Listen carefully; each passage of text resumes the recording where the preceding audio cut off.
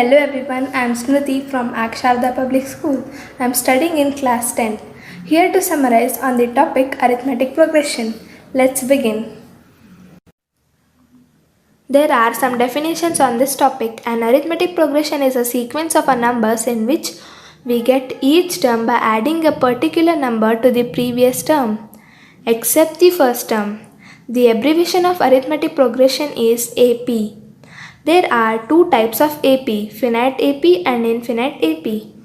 A finite AP is an AP in which number of terms is finite, which means that there will be limited number of terms. For example, 2, 5, 8, 32, 35, 38.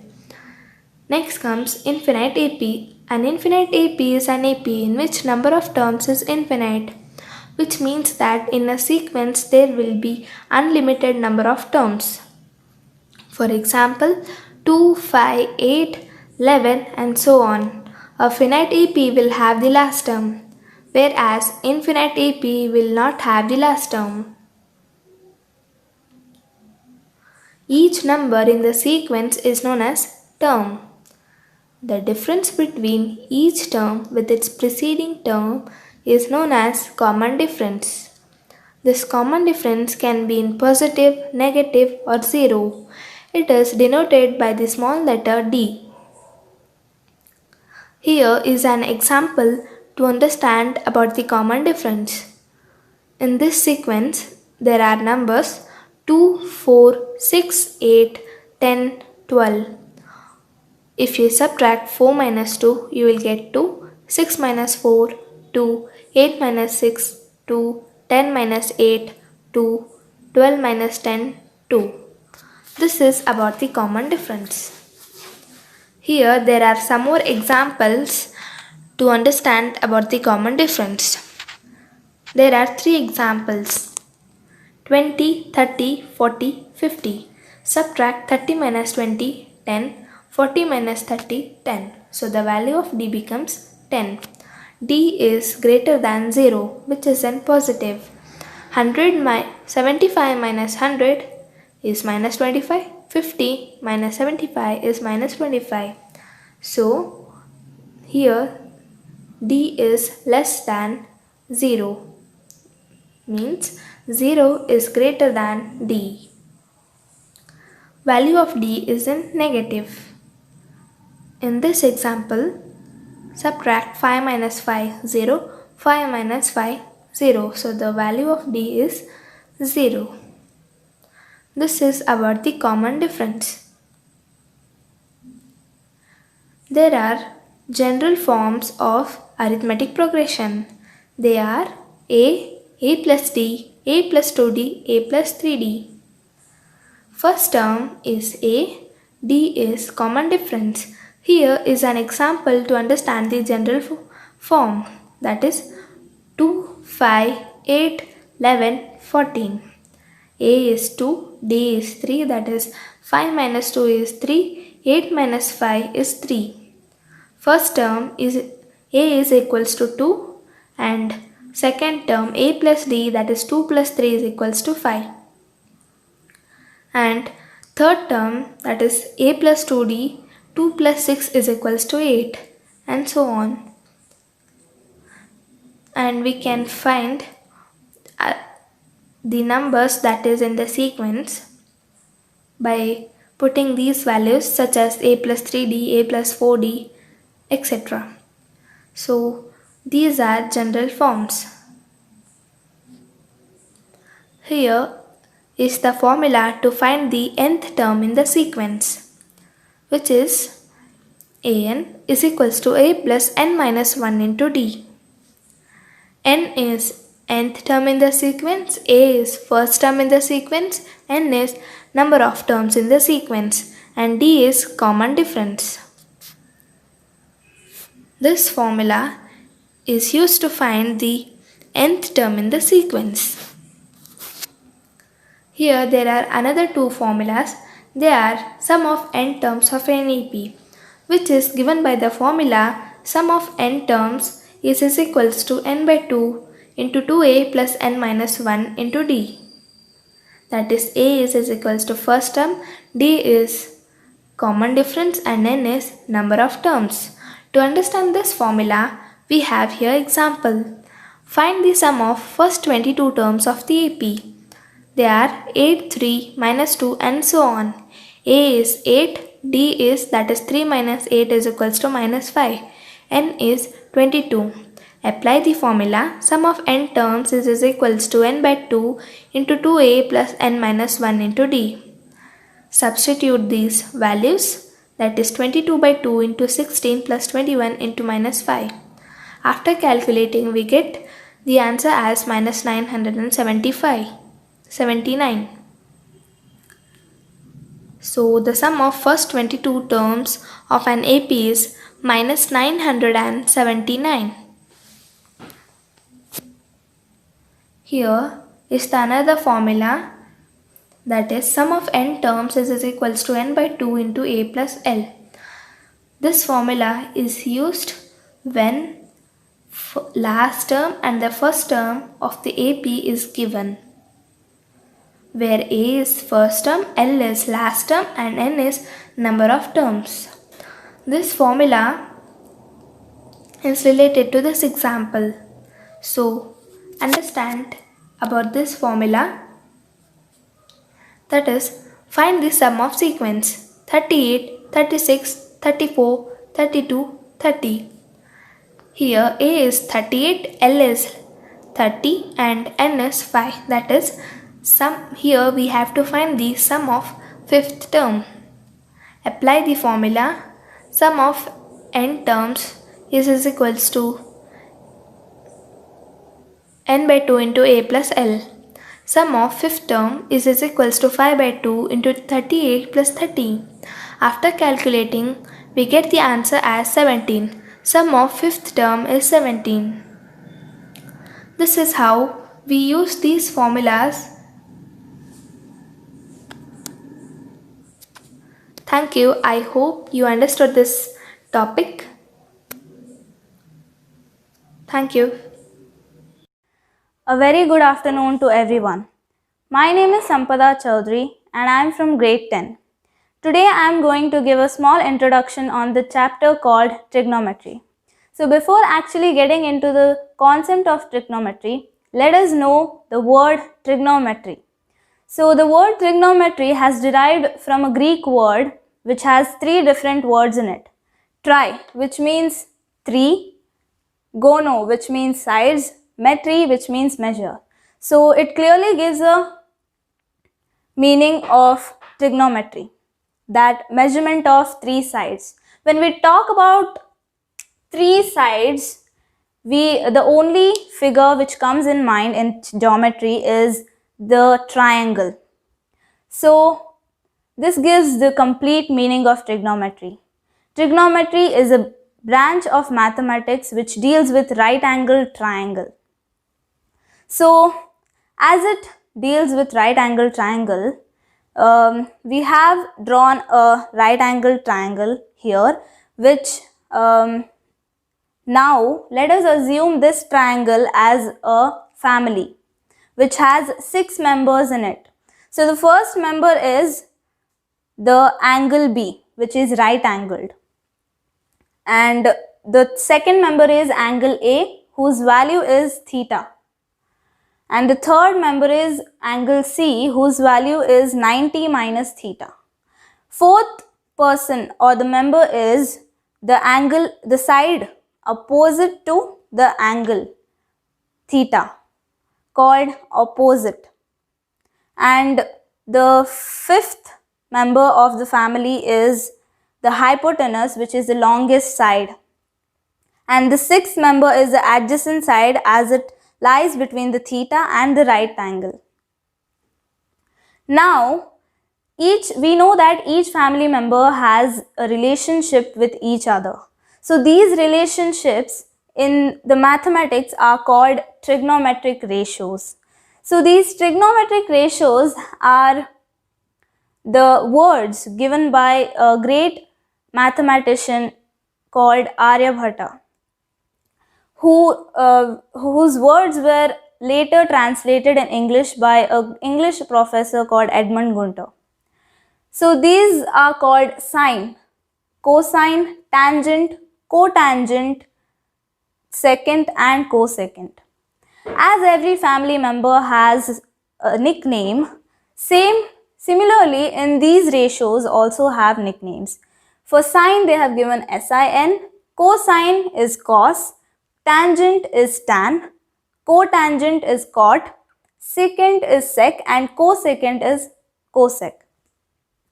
So these ratios define the relationship between the sides of a triangle. Let us consider an angle or the temporary head of the family called theta, where is A. So let's take the angle A. Now, sine of angle A gives the relationship between the opposite side of the angle A and the hypotenuse of the right angle triangle. Also, the cos of angle A gives the relationship between the adjacent side of the angle A and the hypotenuse of the right angle. Tan of angle A gives the relationship between the opposite side of the angle A and the adjacent side of the angle A.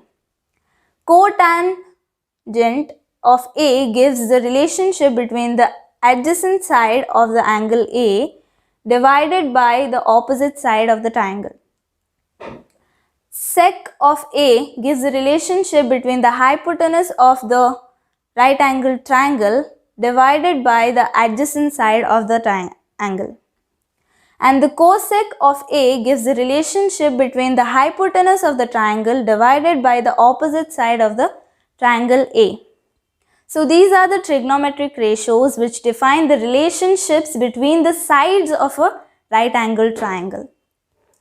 Now let us note that the cosecant is the reciprocal of sine, secant is the reciprocal of cosine, cotangent is reciprocal of tangent. Now let us move on to the trigonometric ratios of complementary angles. Before we studied about the sides of the trigonometric ratios. So now we have the complementary angles of trigonometric ratios called sine of A is equal to cos of 90 degree minus A, and cos of angle A is equal to sine into 90 minus angle A. Similarly, tan of angle A is equal to cot of 90 minus angle A, and cot of angle A is equal to tan into 90 minus angle A. Sec of angle A is equal to cosec into 90 minus A. Cosec A is equal to sec into 90 minus angle A. So these are the complementary angles trigonometric ratios in which the cosec and the sine are related to each other. The third topic is trigonometric identities. There are three trigonometric identities mainly called sine square A plus cos square A is equal to 1, cosec square A minus cot square A is equal to 1, sec square A minus tan square A is equal to 1. So these are the identities of trigonometry. And one important remark is that when we take sine of A, we don't only consider angle A, we also consider angle C or angle B. When we consider angle C and angle B, the opposite sides and the adjacent sides also change. Thank you. Hello everyone, I am Rashmi Gaonkar from grade 10C studying in Aksharda Public School. I am here to do a short presentation on the chapter Quadratic Equations. So let's start our discussion on quadratic equations. All the equations whose degree of polynomial is 2, they are known as quadratic equations. For example, 2x square plus 3x minus 8 and x square minus 9x plus 145. Both these equations have highest degree as 2 and hence they are known as quadratic equations. Standard form of quadratic equation. All the quadratic equations can be written in the form ax square plus bx plus c is equals to 0, where a is coefficient of x square, b is coefficient of x and c is a constant. So here we are given with an equation and said to find out whether it is a quadratic equation or not. So first example is 2x minus 1 into x minus 3 is equals to x plus 5 into x minus 1. So in this equation, first we should multiply 2x minus 1 into x minus 3 and x plus 5 into x minus 1. So finally we will get 2x square minus 6x minus x plus 3 in LHS side and x square minus x plus 5x minus 5 in RHS side. So we should bring RHS side values to LHS side to make the RHS 0. So now we are bringing x square minus x plus 5x minus 5 to LHS side. So it becomes, the negative value become positive and the positive ones become negative and the RHS becomes 0. So finally we can cancel this plus x and minus x. So the remaining ones are 2x square minus x square, which make x square, minus 6x minus 5x, which gives minus 11x, and 3 plus 5 is 8 is equals to 0. This is a quadratic equation since it is in the form ax square plus bx plus c is equals to 0 and has the degree of polynomial as 2. Next example is x into x plus 1 plus 8 is equals to x plus 2 into x minus 2. To solve this, we are using the identity a plus b into a minus b is equals to a square minus b square. So, x plus 2 into x minus 2 can be written as x square minus 2 square. That is nothing but x square minus 4. So, to solve this equation, we will get x plus 12 is equals to 0, which is not a quadratic equation since it is not in the form ax square plus bx plus c is equals to 0 and doesn't have the degree of polynomial as 2. The degree of polynomial of this equation is just 1. Next, factorization method can be used to find solution of a quadratic equation or to find the value of x. So let's take an example. X square minus 2x minus 15 is equals to 0. In this equation, we should find what is the value of x using factorization method, that is nothing but splitting of middle term. So we should split this middle term minus 2x. So we get x plus 3 into x minus 3 is equals to 0. And when we take x plus 3 is equals to 0, we get x is equals to minus 3. And taking x minus 5 is equals to 0, we get x is equals to 5. So value of x are minus 3 and 5. Since it is a quadratic equation, it will have two values of x. And all the quadratic equations, they do have two values of x. Next is finding the value of x or finding the solution of a quadratic equation using completing square method, where in this method, the given equation is multiplied and divided by the coefficient of x square. So here the example is 3x square plus 11x minus 4 is equals to 0. So first step is to multiply and divide the equation. Multiply or divide the equation by coefficient of x square. So here I am multiplying the equation by coefficient of x square, that is 3. So I get 9x square plus 33x minus 12 is equals to 0. So this equation I am writing it in the form of a square plus 2ab minus plus b square is equals to 0. So this equation is written in the form a square plus 2ab plus b square is equals to 0. So after writing it like that, we already note that a square plus 2ab plus b square is equals to a plus b whole square. So after writing the equation in this way, we are writing it in the form of a plus b whole square. So a here is 3x and b here is 11 by 2, and hence we are writing it as 3x plus 11 by 2 whole square, and is equals to here minus 11 by 2 whole square is extra. So when we square 11, we get 121, and when we square 2, we get 4, and 12 as it is. When these both come this side, they become positive. So it is 121 by 4 plus 12. When these are added, we get 169 by 4. Then we should square on both the sides to get 3x plus 11 by 2 is equals to root of 169 by 4. So 3x is equals to root of 169 is 13 and root of 4 is 2. So 13 by 2, 11 by 2 will come this side and it gives 2 by 2. When these both are subtracted, we get 2 by 2, which is equals to 1. So 3x is equals to 1 and x is equals to 1 by 3. So this is the first value of x. To find the second value, we should take the root of 169 as minus 13. So root of 169 can be both 13 into 13 and minus 13 into minus 13. So if we take it as plus 13, we get x value as 1 by 3. If we take it as minus 13 by 2, we get the value as 4. So two values of x are 1 by 3 and 4. Next, the quadratic formula. This is a formula which is widely used for finding the value of x, and it is known as quadratic formula. The formula goes like this: x is equals to minus b plus or minus root of b square minus 4ac divided by 2.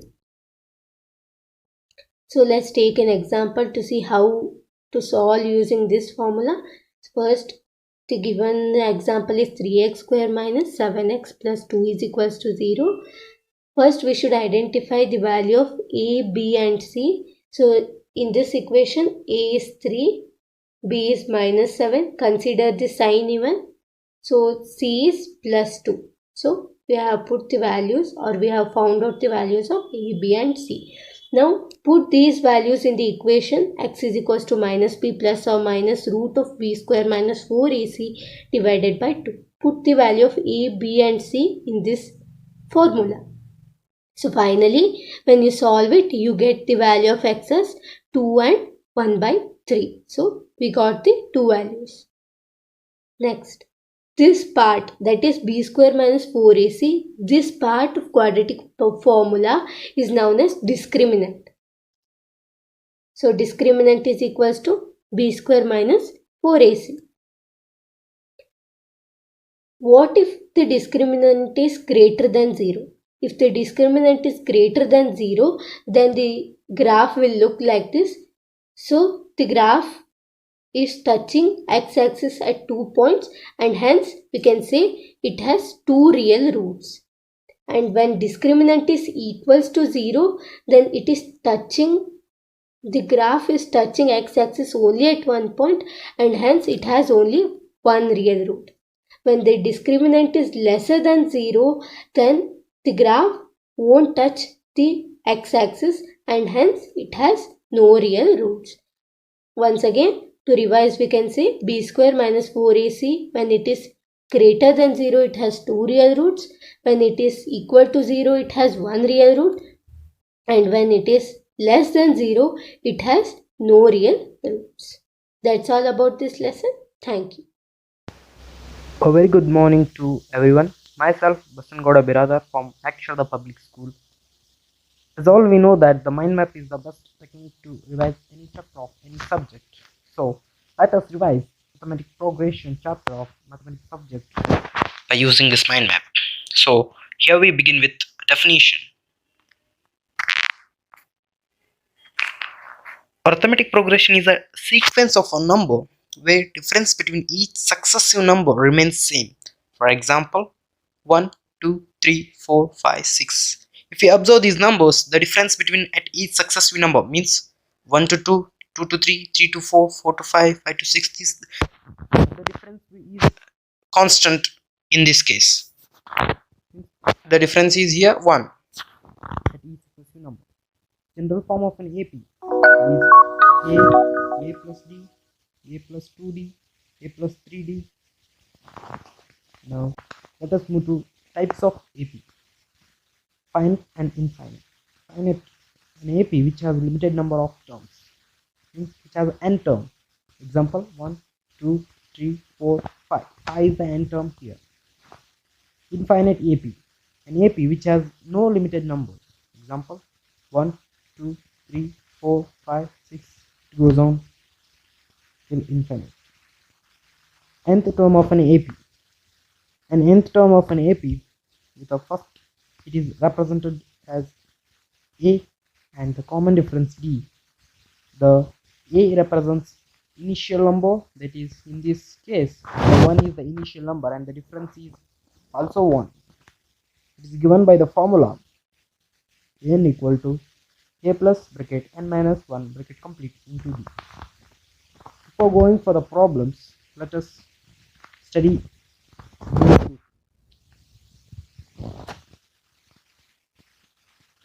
which is given by sum of first in terms of an AP. This is given by s equal to n by 2 bracket 2a plus bracket n minus 1 bracket complete into d bracket complete. Whenever we need to find the sum of first n terms of an AP, there are two formulas. One is this one, s equal to n by 2 bracket 2a plus bracket n minus 1 bracket into d to bracket complete. Another problem is whenever they not give d, that time we can use the formula Sn is equal to n by 2 bracket a plus l. L represents a last term. So let us go to the problem. An AP, find the AP whose 10th term is 5, 18th term is 77. So they gave an as well as they gave nth term. So we need to find the AP. So when we substitute these two values in the formula, in this formula, an equal to a plus n minus 1 bracket complete into d. When you substitute in that formula, we get the two equation, that is equation 1 and 2. When we subtract equation 1 from 2, we get the value of d. Once we get the value of d, that time we can easily write the value of a. Once we get a and d, we can write the AP. So here the a and d are a plus 81 is equal to 5. Sorry, the two equations are a plus 9d is equal to 5 and a plus 17d is equal to 77. Once we subtract, we get the value of d. We get the value of d is 9. When we calculate, when we substitute the value, we get the value of a. Once we get value of a, that is minus 76, we get the a represents the initial number and the we know that d is 9, so the difference should be 9 between successive numbers. So the AP is minus 76 minus 67. Now let us know this problem. Find the sum of the following AP 1, 3, 5, 7 till 199. So here we should we know a, d and an for the last term. So once we substitute, we can substitute these values in the formula a plus bracket n minus 1 bracket into d equal to 199. We get the value of n, that is 100. Once we use the formula n by 2 bracket a plus l, we get the value as 50 bracket 1 plus 199. 50 into 200, we get the answer 10,000. So this is how we can revise the chapter by using the mind map. Thank you. Good morning everyone. I am Sushil from grade 10, here to revise the chapter surface areas and volumes. So first we will see about cube. As you can see the diagram of cube here, CSA of cube will be 4a square and TSA of cube will be 6a square and volume of cube will be a cube. Here CSA means curved surface area and TSA means total surface area. Now coming to cuboid, CSA of cuboid is 2 into L plus B into H and TSA of cuboid is 2 into LB plus BH plus HL. and volume of cuboid is L into B into H. Here L, B and H means the length, breadth and height of cuboid. Now cylinder. CSA of cylinder is 2 pi r h and TSA of cylinder is 2 pi r into r plus h, and volume of cylinder is pi r square h. Now we will see about cone. CSA of cone is pi r l. Here I should say you about L. L is nothing but the slant height which I am pointing here, the slant height of cone. So CSA of cone will be pi r l and TSA of cone will be pi r into r plus l, and volume of cone will be 1 by 3 pi r square h. Now sphere. We don't have curved surface area or total surface area for sphere. We have only surface area, that is SA for sphere. So surface area of sphere is 4 pi r square and volume of sphere is 4 by 3 pi r square. Now hemisphere. Hemisphere is half portion of the sphere. CSA of hemisphere is 2 pi r square, TSA of hemisphere is 3 pi r square, and volume of hemisphere is 2 by 3 pi r cube. So I hope you understood about this mind map on surface areas and volumes. Just we'll see a small problem on this chapter.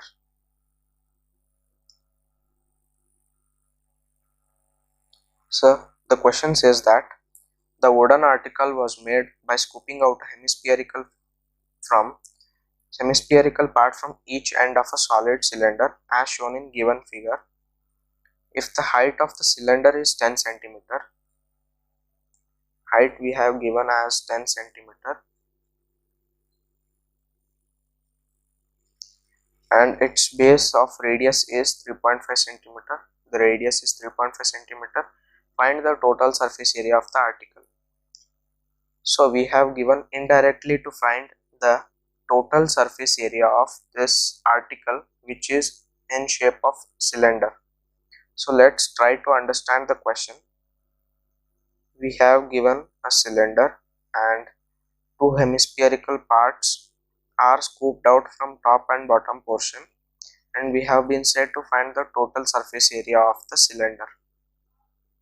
So given is a radius of cylindrical part equals to radius of hemispherical part equals to 3.5 cm. The radius for both diagrams is same because these both hemispheres are just scooped out from this particular cylinder. So the radius for cylinder will be same for hemispheres. So height of cylinder is 10 cm as given in question. Now surface area of article, which means the total surface area of article, is equals to CSA of cylindrical part plus 2 into CSA of hemispherical part. Here for cylinder we are taking only curved surface area but not total surface area because these both hemispheres are scooped out from both upper and lower portion. That's why we can't take those both portions. So we are taking only curved surface area of cylinder. And this too is because the hemispheres are scooped out from top portion and bottom portion, and that becomes for 2 times. So that is CSA of hemispherical part. Next, so after replacing the formula, that is CSA of cylinder equals to 2 pi r h plus 2 into CSA of hemispherical part, that is 2 pi r square. After replacing your values, you will get the final answer as 374 centimeter square. So we'll consider the centimeter square unit for areas and centimeter cube or any other meter cube or millimeter cube for volume. So thank you for watching.